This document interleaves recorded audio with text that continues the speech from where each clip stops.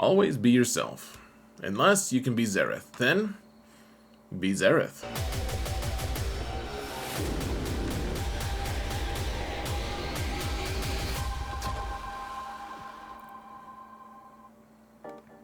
Hello everyone, and welcome to another episode of Xerath Prevails.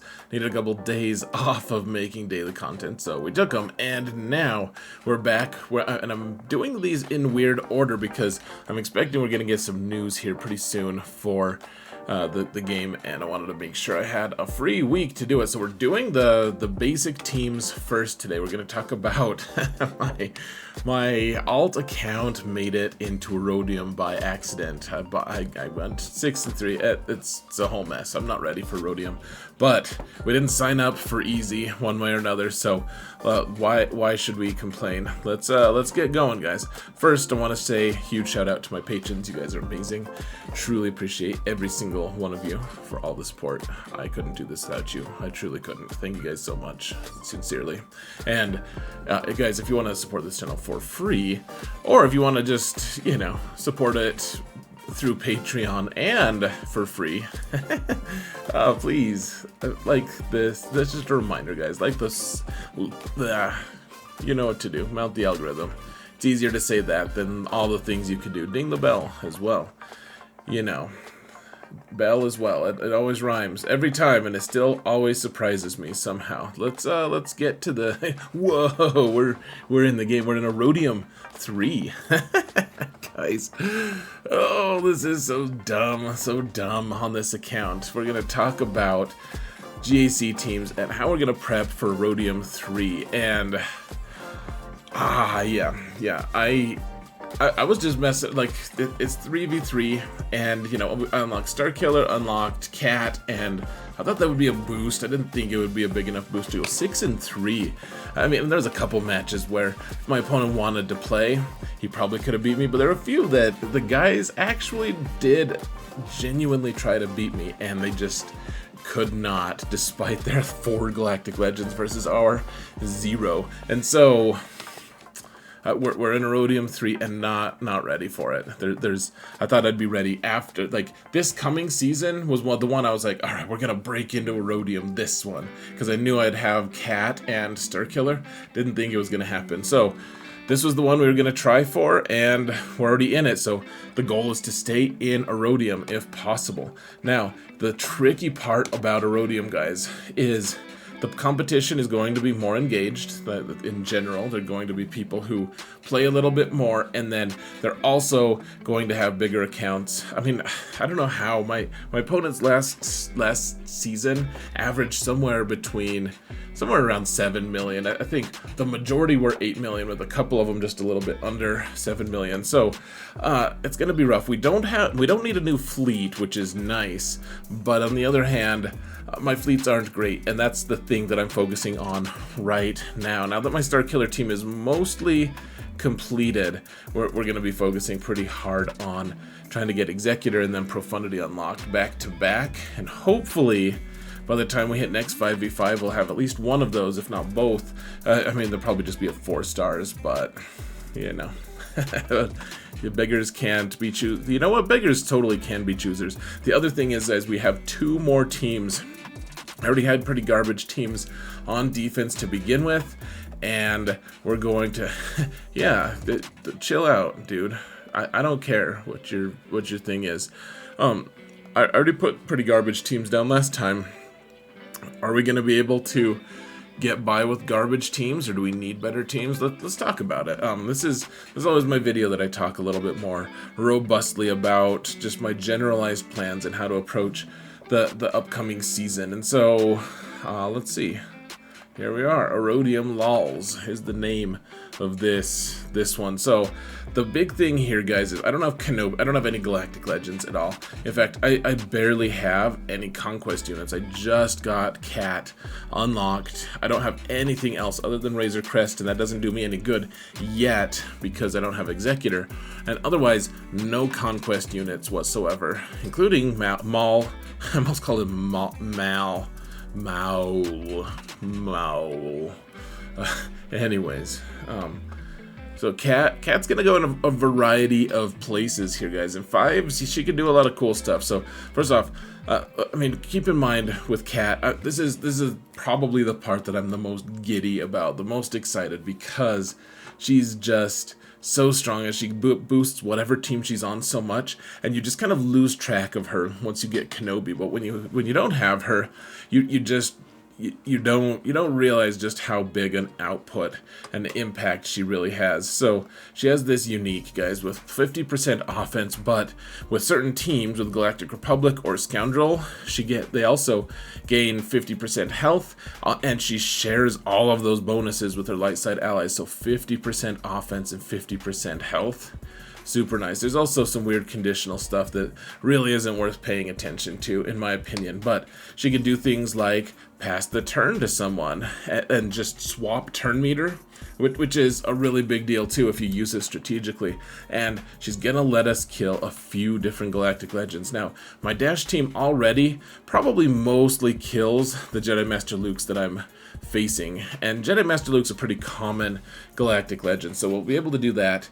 But if we need to use, for the most part, I think Dash is going to operate autonomously from Commander Ahsoka Tano, but there'll be a few times, like, well, even against Kenobi, you would probably just want Padme here, though I think if we just get really desperate, we could probably try a Dash team against a Kenobi squad.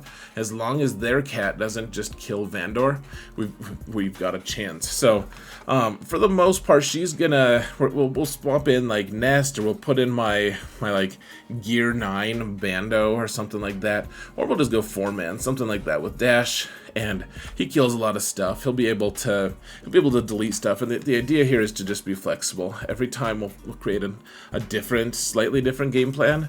Though I think Cat will mostly go with Padme. Now, I know that we have C-3PO here. C-3PO is, I mean, I think that C-3PO is the ideal member for this squad, to be honest, right now. Especially you can kill Kenobi and you can kill the Supreme Leader Kylo, both. So Jedi Master Kenobi and Supreme Leader Kylo. And C-3PO is best on both of those squads, frankly. I know that you can, if you really want to, you can get Shakti, but my Shakti is only Gear 12. She's not going to deal well with the AoEs from Supreme Leader Kylo. And Kylo's a really common Galactic Legend that we're going to have to be facing here, especially in AURODIUM. People put him or Kenobi on defense. And so, I know I keep promising this, but it is on the way. I've just been trying to tweak mods a little bit, like Snips still needs significantly better mods. You can see here. Gosh, she has offense set. It's a rough time for her right now, but I am starting to, in Arena, be able to delete the majority of Kenobi squads and Supreme Leader Kylo squads that I encounter, so we'll be doing that a lot this season, and that's probably where Cat's gonna go. Probably where C-3PO is gonna go in the weird times that we don't need Cat or C-3PO with this team.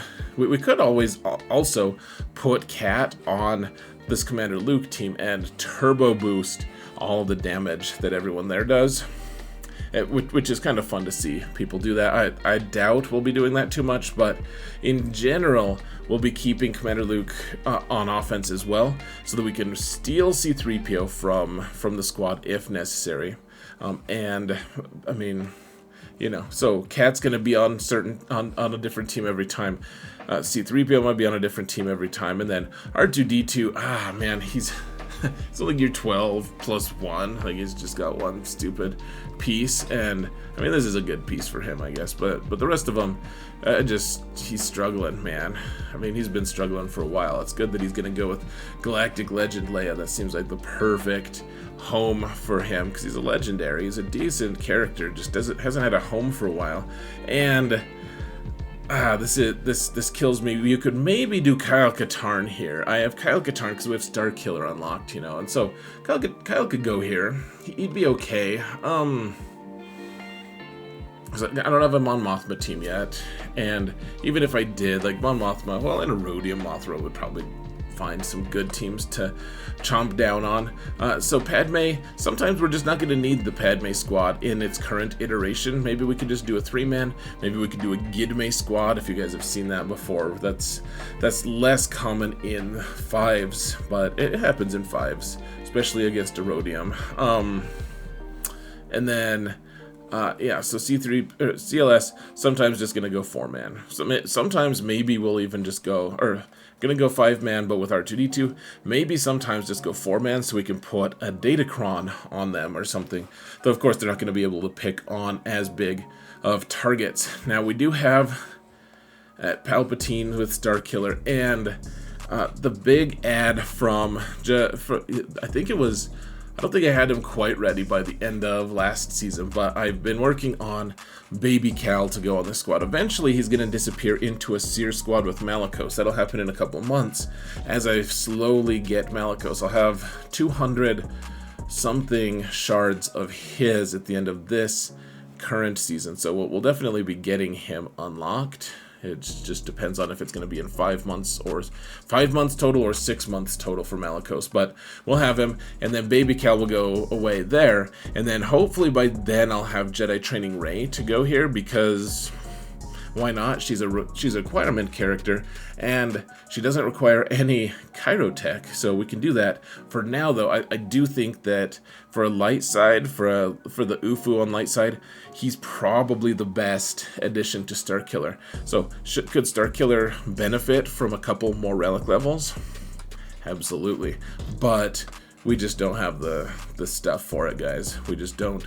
And Kyle Katarn will go here for a little bit. I might eventually add Mace. I really want to be able to use a Datacron here, to be honest, guys. So we could use, for Jedi, I mean, oh, this is all of them here. I didn't, but Mace is only gear 12. He could be okay, though. I mean, he only has one gear 12 piece. He also still needs 2 Zetas, I believe. What's this Vapid? Yeah. That was leadership. Good. Yeah, okay. I forget. Yeah, so he needs 1. Yeah, he needs a couple, so it's a whole mess, guys. So for now, probably Kyle Katarn, even though he doesn't add that much, the one nice thing about Kyle Katarn is he can do an ability block on basic, though he doesn't have high potency. Maybe I should mod him for high potency. Anyways, this squad will hunt Rey teams. It also beats the majority of Sith Eternal Emperor squads that you need, and that'll be nice. It also beats Starkiller, or it'll beat other Starkiller teams, because I think my Mara's fairly quick. In fact, how quick are you, Mara? Oh yeah, 363. I've gotten her about as fast as she needs to be. And so, like, 365 is typically the number you shoot for on this squad. And so, yeah, this squad is basically done. How's Palpy doing on his? I could probably mod him for a little more protection than he's got, to be honest. I mean, you just want a lot of protection on the dude. But, yeah, we could do better. Like we got. Anyways, this whole account is a work in progress, folks. The whole thing. Palpy doesn't even ride a 7-star shuttle. I've been farming that thing like crazy too. 5 stars for that. But we're not gonna get into ships on this video. So, anyways, this team, it kills some decent galactic legends. Now, one thing I should point out, guys, is the way we kill Jabba on this account, which hopefully we don't run into him much, we'll have to use a Commander Luke team if we can. And I did it last season. It actually worked, but Commander Luke will need C-3PO, in which case I should probably gear up my Shock T a little bit, but man, I really gotta start working on Executor characters as well. The requirements for that are through the roof. It's just... Man, the lower level accounts just need so many characters, obviously, but Shock T is great because she's so flexible on a ton of different squads, so probably work on her pretty soon. Just depends on what Galactic Legends we have to face, guys. I think we have something that beats all of them except for Lord Vader. Lord Vader is a whole mess for us, and if we have pulled Lord Vader, we'll have to do something like try to kill the ads and then kill Lord Vader with something else, maybe? I don't even know if I have something that cleans him up, to be honest. Starkiller might. So let's lock our doors and hope they don't have blasters, folks. Now, what we will see as well a lot is my guess is that we'll see a lot of Darth Revan teams and maybe even Malgus teams. And one way or another, I do have a pretty quick boss here. He is 330, right? And then I also have Grief, who is at 329. Yeah, so we're able to, with Zam's help, and she has her Omicron and stuff. Oh, she's missing a mod, so we won't look at that. But with her help and then Aura Singh, we'll be able to hopefully snipe out the majority of at least Darth Revan squads. Keep in mind that Darth Talon adds plus 20 speed, so it might be a little dicey, but we'll be able to outspeed the Darth Revan squads for sure. The question is, will we also be able to outspeed the Malgus squads? I don't know how often we're going to see it in AURODIUM, to be honest, but this squad is pretty good on offense. You just snipe out Darth Revan, and then the rest of the fight can be a little painful, but with the head removed, the rest of these guys are decent for sure, and sometimes you'll still lose, especially with how low relics I have, but at least we'll be able to multi-tap if we need to. We won't have any Datacrons though, because Aura and Zam are both not doing too well. Eventually, once we start working on Jabba here, we'll get Aura to Relic 6, of course, because that's a requirement. And then Zam, she's a requirement for Vader, but we might work on her anyways. Who frickin' knows, guys? Okay, speaking of Darth Revan, I don't have Malgus yet. I do have this Darth Revan team. I'm guessing this will be part of what I've been calling my double Revan defense, and it's not that it's a good defense, guys. Really, I wouldn't say that it requires. It's not. It's not laudable. It's not like, ooh man, double Revan, that is powerful. It's just, the thing is, people mess up against Darth Revan and Jedi Revan a lot. Most people, honestly, a lot of people are really struggle against those. Like, they could use a Galactic Legend on them, and they do, but sometimes even that's not enough. Honestly, people just really mess up against a decent Darth Revan or Jedi Revan team, and so if you put one on top and one on bottom, usually that's not going to hold them back. If they have a really big roster, that's not going to hold them back, but probably this will be the bedrock of my defense, guys. This is probably going to be the biggest thing for me on defense coming up. And I think did I just recently make him slower or fast? I don't remember. How fast are you? Yeah, gosh, he is so slow. How'd I get away from? Gosh, he is. That's kind of embarrassing. Don't judge me, folks. I mean, you can. I just man, I don't even know what to do here. Here, let's calibrate something. He doesn't need potency. He has all the furious stuff, whatever it's called. Defense, dude. Alright, yeah, we'll keep it though. That's fine. Alright, well, that was, here, let's roll again for fun. Potency again, dude. That is so disappointing. Could have gone to plus 25, but nope. Why would we do that on this account? Yeah, we have some good mods, and then we have some just total crap mods. We'll have to deal with that eventually, but yeah, he's pretty slow. Let's, at least Darth Talon's giving him some speed. And AURODIUM isn't going to have a crazy number of really high-level mods. I've been really working on mods on this account, actually, guys. It's just, we're also getting characters at a really quick pace, and it's really tough to keep up, honestly. So we have Darth Traya. Probably, when I can, I'm just going to trio it. Just do the 3 of them. We have the Omicron. Eventually, I'd love to add Savage here. He's just not vital for anything other than, I mean, he does kick butt in GAC, that's for sure, but he also requires an Omicron. We're gonna need a ton of Omicrons for Malicos, and for the Malicos squad, that's at least 4 on the Malicos squad, and then if we wanted to be a little silly and put one on Fulcrum or Baby Cal, then we could do that as well. So getting another one for Savage is just, it's tough to make room, guys. Tough to elbow his way to the front, especially when Omicron Treya does some pretty good stuff. And yes, Darth Sion is a pale imitation of Savage, but he can do okay. You know what I'd like to do is be able to afford enough Omegas to make it so this attack can't be evaded, but we just can't do it, guys. What's that held by hatred? Oh yeah, he just heals himself a little bit more. Yeah, guys, you have to be, it's sad when you have to be selective on Omegas. It's very difficult. Now, the Grievous squad will also kill Galactic Legends. It kills Jedi Master Luke squads, and it'll kill Sith Eternal Emperor squad. So I have a lot of bases covered, in fact, guys. I really think that Lord Vader is about the only squad that we really don't have that much coverage on. So that's good. It's exciting, guys. I think we have most of our off-meta stuff ready. I guess if they have Reva, we might be in trouble. I don't know if I have anything that really beats a good, solid Reva team. Gosh. I mean, I don't think we have to worry about that on this account. Let's hope not, man. Okay, so Nightsisters delete a lot of stuff. So Wampa's gonna be my backup. If we kill all of the ads for Sith Eternal Emperor, then Wampa's our boy. At Relic 3, he packs a punch, I'm sure. He does have his Omicron though, so that's nice. We do have our Nightsister squad. Don't have the Omicron for Asajj yet. I do have it for Marin, and she's getting closer. It's getting closer to 7 stars. Even when she gets to Gear 12 would be nice for her, just so she can have the Walks in Shadows ability or whatever it's called.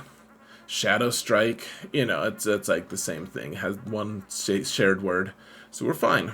We're fine. I don't know if we're gonna put relics on the squad or not. I mean, obviously Daka has them, but the squad can eventually kill Jabba. But it's not like we're gonna get any use of the Datacron for this squad. There's just not.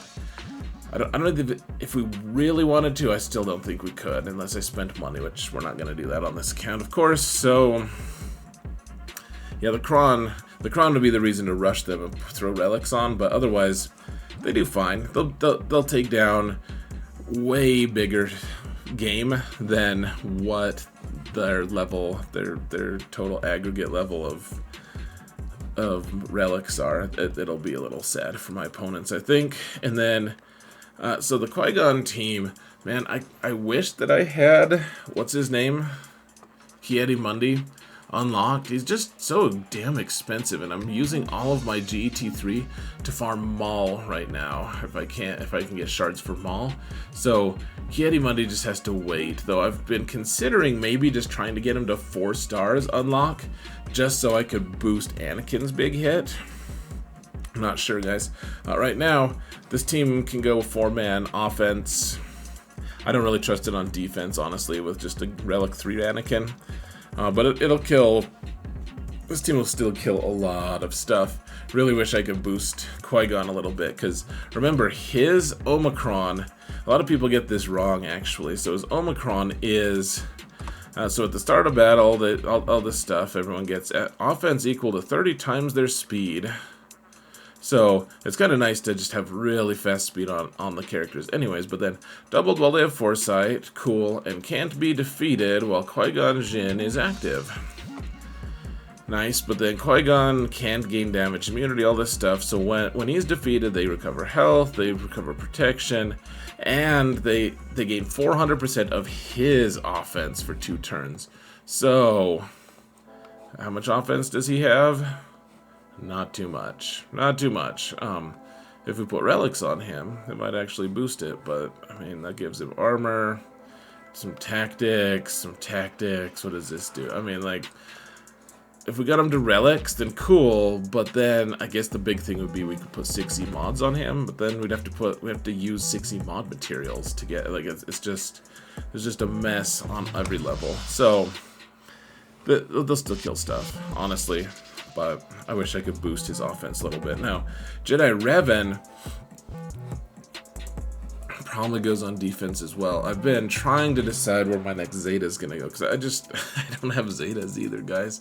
And I just spent one on, what did I just spend it on? It was something I think was pretty worthy here. I bet that it's still on the little bottom of this tab here. Let's see it.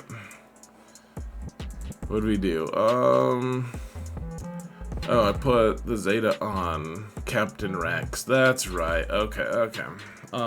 Just the Zeta, not the Omicron, folks. So, we'll look at that squad in just a minute. I'm very interested to see how that goes. So, and anyways, would love to get one on Yoda, because he doesn't hand out foresight until then. But yeah, this team will probably be on defense. We need to start working on Basti, getting her to relics. That's important, because eventually your Hermit Yoda is a requirement character that we're going to be actively pursuing pretty soon. So he's going to be relicked, and then we need the whole squad to have some relics on them, so we can start putting Datacrons, etc. This will be on defense, probably up top, and we'll just have the double Revan defense, and we'll see how it goes. Probably best if we had more relics, but who has relics to spare, guys? Not me. I do think, is my Jolie faster than Basti? I want to see that. If you feel like he always goes 216, that's going to be embarrassing if he is faster. He is. 214. You are so slow, Basti, and your speed in the game is also not very fast. Now, we do have General Skywalker. Last time you saw him, he was gear 8. Now he's gear 9. He must be fancy, but alright, so we gotta apply this. I don't have Carbandi to spare, but then it also requires another frickin' Chirotech, guys. I had to get him another one. I had to get him one just to get him to 8. I was like, oh, maybe there's no Chirotech in the middle. I mean, I could have looked it up, but I didn't. One thing I've been doing on Skywalker lately, guys, is I've been really trying to get his modding right. So not only do you want the protection primaries, he's such a complex guy, you also want offense secondaries if you can. You want some speed and you want some percent defense. If you can get all 3 of those on all of them on some layer like that, that's quality. This one ended up rolling really nicely, in fact, and then some defense, and eventually we'll get more protection for him. But he only has 2 Zetas on him, and he's a whole mess. Like, we only have 19 out of 20 right now, so yeah, he still needs some work, and the whole squad needs some work. Obviously, I discovered also that ARC Trooper didn't have his have this arsenal thing leveled up as just level 1. It's been level 1 for, I don't know, since now. For months, years, whatever, however long it's been. So this squad definitely needs some work, but we're slowly getting a couple gear levels here, and I'll just put it on defense right next to this Jedi Revan team and really mess with people because they won't know what to prioritize. Last season I had these on the Skywalker team on defense in 5s, and I got tons of holds. Well, maybe not tons, but more than one hold, because it was just, people don't know what to do with it, you know? They think they can underestimate it, or they just way overkill it and then they can't kill Revan. It's a big psychological warfare thing for them, so we'll see how that turns out. Ewoks probably go on defense as well. I don't have Nisa relicked or even geared. She eventually will farm her and all of that, of course, but for now, the squad, I have the Omicron on Sherpa. Eventually I would like to get a few gear levels on Nisa. It's just, right now this account really competes for all the gear pieces that she needs. And she needs Chirotech, which is kind of just the deal breaker, because everyone needs Chirotech. And all the other Ewoks don't. Just you, Noosa. And then Geos, put them on the back and don't expect to get a hold. Geos are still a squad that if you're facing someone who doesn't have a big roster, if they've struggled a little bit and then they don't have enough teams to beat the Geos, you can't zerg them down that easily. I mean, these ones are pretty bad. I do have a couple Zetas on the Brood Alpha, making them a little stronger, but I just got Gear 9 on Spy, because I needed his ship to be good as well. But man, this squad, wouldn't it be nice if they were not purple? They'll go on defense in the back zone and just never win a fight, probably. Now, one of the most silly squads. It doesn't work in threes to have a low gear Death or Dark Trooper, but at gear 11, I mean his other 2 gear pieces, guys, are just Kyrotech. So he's just way back in line, right? Unfortunately, because he needs what? 300 more Kyrotech just to get him to gear 13. 300 from where he's at.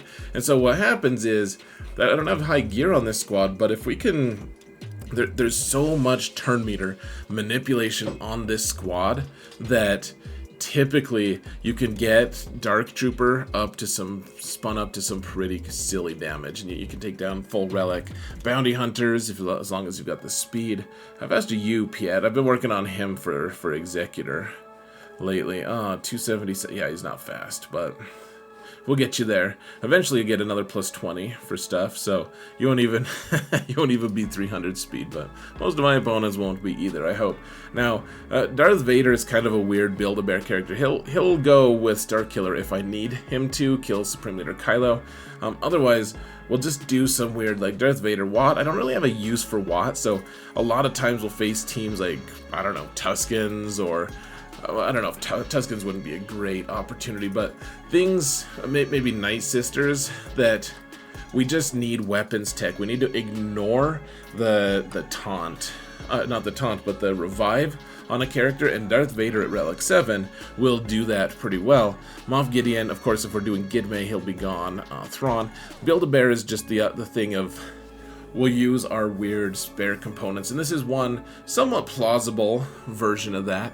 I wish I could get Crew his unique Zeta to make him pre-taunt. That would be really nice, but we don't have that yet. Though I've been boosting him just for his ship, because we need to clean up opportunities and stuff, and everyone seems to need these 2 pieces lately. This Mark 10 tag thing. Look at how many people need this crap, man. It's not okay. It's not cool. I'm really not gonna put his leader on, even though his lead is so strong for First Order, because I don't have a good First Order, but he's okay. And he will taunt at least. He does a 2-turn stun. This is a pretty decent version of just you control with Vader, and you're not gonna hold on for too long, but as long as you can have Vader taking people out with his merciless massacre. The rest of these are kind of just an apparatus to help you get to where you're going there. Now, we have this weird Scoundrel team. Probably doesn't get used in this iteration ever. I have gear 10 on Bando, which is fancy, but hey, look at what he requires, guys. Just to get from 10 to 11, he gets Kyrotech. He needs 200 pieces. Ain't nobody got time for that, so he's going to hang out with Jango lead, because Jango's going to give plus 30 speed to everyone, and they're all just kind of leftover scoundrels. Maybe Nest will just go do her own thing. Maybe she'll go with Dash. Maybe Fennec will go with some bounty hunters. Maybe we'll use a Bosk lead team with Jango and Boba. For old time's sake, this team probably won't go on defense because there's just too many vital teams. I have a lot of teams that need to go on defense. Probably I'll just end up putting some garbage teams in the back that aren't good at all. Like Gear 8 nonsense teams is probably the order of the day for me, guys. We need an overwhelming offense in order to have fun, guys. If we want to have fun, that's what we got to do. This will be a team we can put on defense. This Carth team. Is it good? No, not really. He doesn't have a Zeta. Well, Zeta does, I guess that heals them some or something. What does a Zeta do? What would you say you do here, Carth? Whenever an enemy is inflicted with a dot, which they do a lot of dots, all Old Republic, yeah, they recover 3% health and protection. Yeah, it makes them more resilient, I guess, but it's not a good squad, and we'll put them in the back, and they'll die. It'll be sad. It'll be very tragic. You won't see me frowning about it, though. We have this. Now, I kind of want to keep him on defense, but Captain Rex, man. I mean, even at just, he's at gear 8 right now, guys. And look at what he requires. He doesn't have any Carbanti that he requires. He just requires 200, or sorry, he doesn't require any Kyrotech. He just requires 400. I can't talk and I can't tell you guys, articulate what I want to use, or what he requires. All it takes, guys, is 200 Carbanti, which, I mean, we'll get him there for sure. And I've been working on farming him slowly. We really want to get him and the Phoenix squad going at some point, but I didn't put the Omicron down. I don't think the Omicron is that worthwhile unless your whole team is really strong. I mean, getting rid of ability block and daze is really nice, and then once the people try to inflict that, then he inflicts dots on your enemies, which is also nice. You know, whenever he uses his basic, he recovers 10% health and protection, so it makes him super resilient.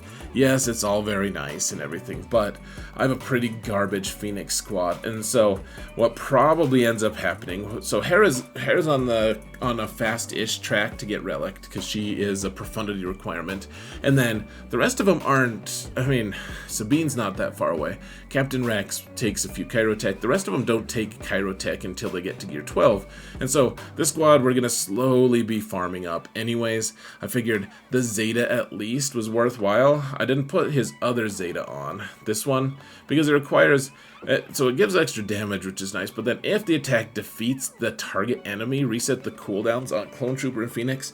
We're going to be resetting the cooldowns on Phoenix anyways with Chopper's assists every time.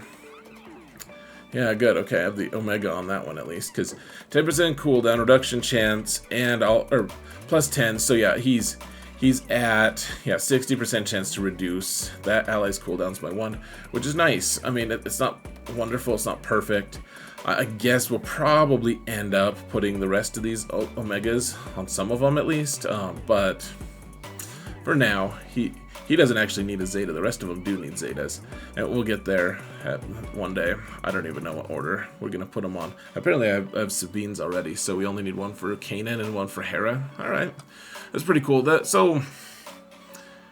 I don't be surprised if you see this on offense, just so I can see what nonsense we can make happen. Like I said, we're probably going to just go full bore offense, guys. On this one, we'll have the double Revan defense with General Skywalker and a couple other teams that are almost real. We'll have Ewoks and Geos, which they're not great teams. And then we'll put the Carth team down. Maybe we'll put this garbage bounty hunter team down.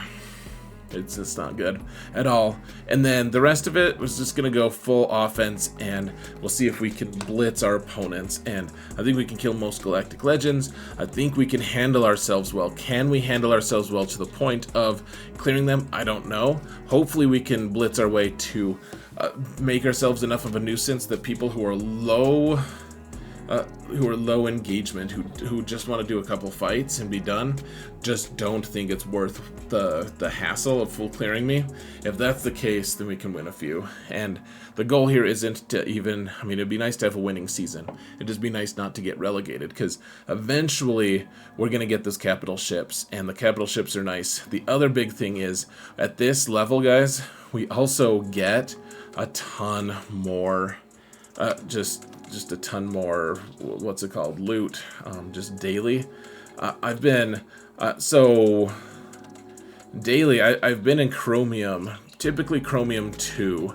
Chromium 1 is like the staging grounds to go into the next one, but so every day I've been getting 120, which, you know, isn't that much. And then for a win, you barely get any, 320, whatever. And then you get the same amount for the weekly event rewards. That's fine. And then you don't get that much for your championship reward. Once you go up to AURODIUM, so if we go to AURODIUM 3 here, like I've been in, I get 150 per day, which is 30 more than I would normally get, which is almost as much as a refresh. I mean, every 2 days we get a free refresh, which is nice. We also get significantly more for our wins. And then at the end of the championship thing, we get another 500 crystals and stuff. That's if we can hold in AURODIUM 3, which I'm not trying to posture like I think we can. One loss will knock us down to AURODIUM 4, which, you know, that'll be a hit to our crystal income and everything. But yeah, the 150 it's been nice, man. The extra 30 per day really adds up. After 10 days, it's 300. After a full month, that adds up to be almost 1,000 extra crystals just going from chromium 2 to rhodium 3. So anyways, folks, it's worth trying to stay in a rhodium. I hope we can. No promises. Obviously, I don't think I was quite ready for a rhodium. I thought maybe next month I'd be ready. But like I said before, we didn't sign up for easy. It's not in the cards, guys. Why would it be worthwhile to do something that was just super easy? I'd get bored. So let me know what your thoughts are, guys. Thank you all so much for watching. And remember that in all things, Xaereth prevails.